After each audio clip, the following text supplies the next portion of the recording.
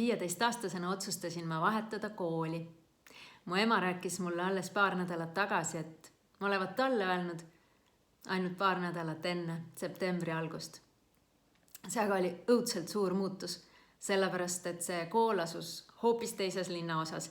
Sinna oli üle tunni aja sõitmist ainuüksi sõiduaega ja ma pidin hakkama ärkama kell 6, mis oli minu jaoks üle mõistuse vara.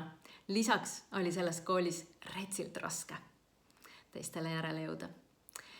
Aga see oli üks parimaid otsuseid mu elus, sest ma sain siis toona selle tunde, millega ma elan ka täna 28 aastat hiljem, et on võimalik minna magama rahus, ärgata elevusega ja elada isuga.